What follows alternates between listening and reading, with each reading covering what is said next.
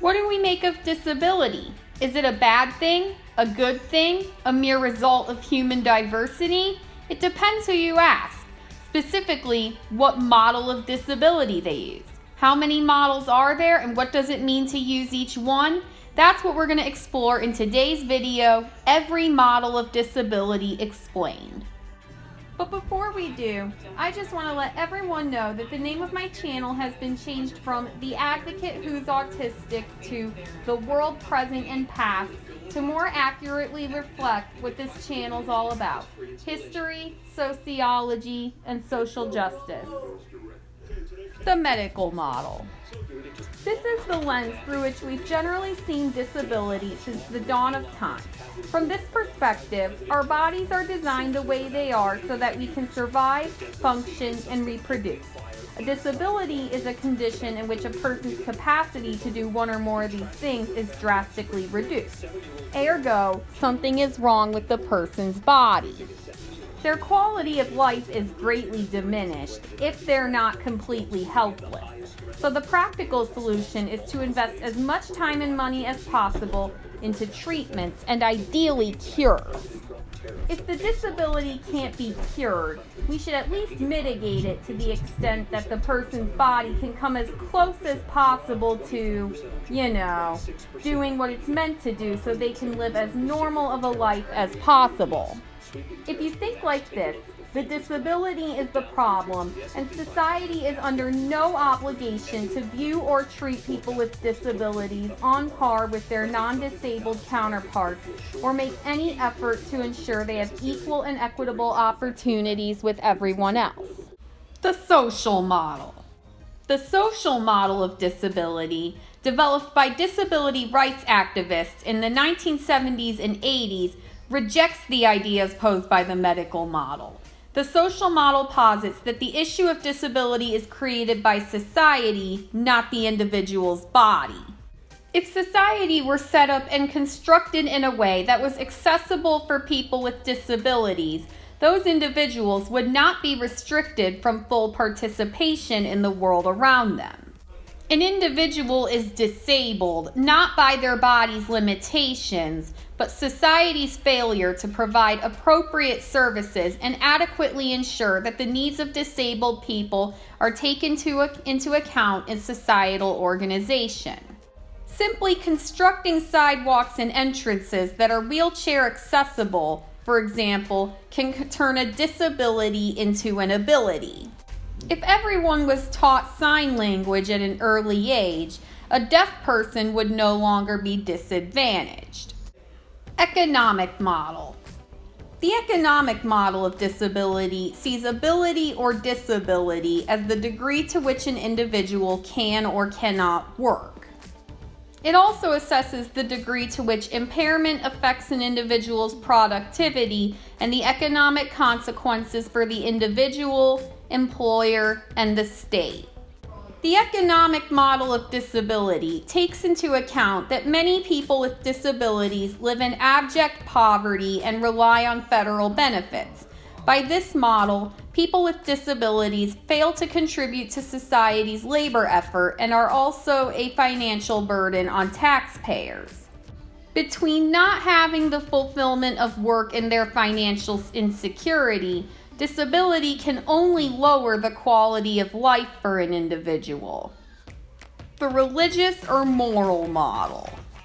The moral or religious model of disability is the oldest model of disability and is found in a number of religious traditions, including the Judeo-Christian one.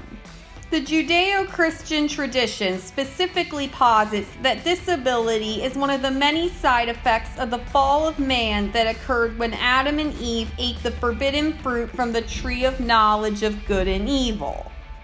In the religious or moral model of disability, if someone has a disability, it means that either they have sinned and the disability is God's way of punishing them, or that the disability is meant to punish the person's parents for their sins.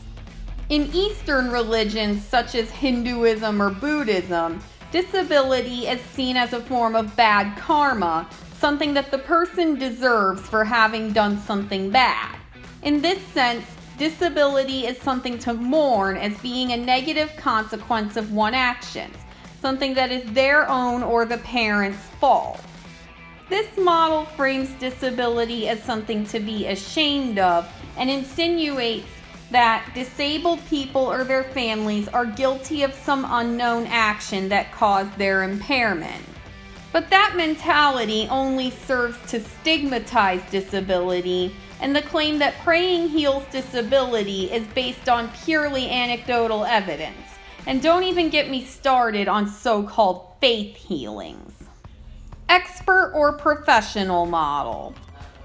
An offshoot of the medical model, the professional model has provided a traditional response to disability issues. Within its framework, professionals follow a process of identifying the impairment and its limitations using the medical model and taking the necessary action to improve the position of the disabled person. This is tended to produce a system in which an authoritarian, overactive service provider prescribes and acts for a passive client. This is problematic because it creates a hierarchy based on ability and disability and infantilizes and degrades people with disabilities. Legitimacy model. This progressive theoretical framework distinguishes among descriptive, explanatory, and axiological or the legitimacy dimensions of human classification and responses to category members. Applied to policy, the framework of explanatory legitimacy allows for a careful analysis of the complex value and contextual foundations of policy responses not only to population categories, but also to factors that define subpopulations, determine their comparative worth, and shape distributive and other resource responses to legitimate category members. This viewpoint allows for multiple explanations and models to be considered as purposive and viable. Empowering model. The empowering model of disability allows for the person with a disability and their family to decide the course of their treatment and what services they wish to benefit from. This, in turn, turns the professional into a service provider whose role is to offer guidance and carry out the client's decisions. Under this model, people with disabilities have a right to fully understand their disability, which parts they feel are strengths that need advocacy and appreciation, and which parts they find degenerative, painful, or reducing their quality of life. In other words, it's up to the person with the disability whether their disability is a burdensome tragedy or just a part of their life that they've accepted or even embraced. This model is so called because it empowers the individual to pursue his or her own goals. Diversity model. This is also called disability as human variation, and it's an alternative model intended to focus attention on how society's systems respond to the differences of people with disabilities. Under this model, accessibility in the built environment, for example, is not solely achieved by anti-discrimination regulation requiring a universal solution because disability comes in so many shapes and sizes. This model questions the socio-political definition of disability, in which all barriers faced by people with disabilities are built environment imposed and therefore removable, feeling that this common underlying ideology of disability rights activists and independent living movements insufficiently recognizes that impairment does have a bearing on accessibility outcomes. Market model. The market model of disability is a minority rights and consumerist model of disability that recognizes people with disability and their stakeholders as representing a large group of consumers, employees, and voters. This model looks to personal identity to define disability and empowers people to chart their own destiny in everyday life with a particular focus on economic empowerment. By this model, based on U.S. Census data, there are 1.2 billion people in the world who consider themselves disabled in some way. An additional 2 billion people are considered stakeholders in disability, that is, disabled people's family, friends, and employers, and when combined to the number of people without disabilities, this represents 53% of the population. This model states that, due to the size of the demographic, companies and governments will serve the desires pushed by demand as the message becomes prevalent in the cultural mainstream. Functional model. This model of disability considers the ongoing interactions between one's health and contextual factors. It defines disability as the inability to fully participate in home and community life due to a combination of functional limitations and impairments and physical and social barriers. In this model, functioning is related to body structure and functions, activities, and participation. Affirmation model. The affirmation model of disability is essentially a non-tragic view of disability and impairment, which encompasses positive social identities, both individual and collective, for disabled people grounded in the benefits of lifestyle and life experience of being impaired and disabled.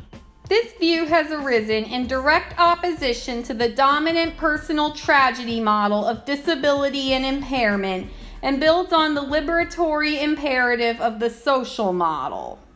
Through which of these lenses do you view disability and why? Let me know in the comments. While you wait for another video on any given aspect of history or sociology, check out some of the videos I've already made on the subject of disability through the playlist on the left side of your screen or my most recent video on the right side.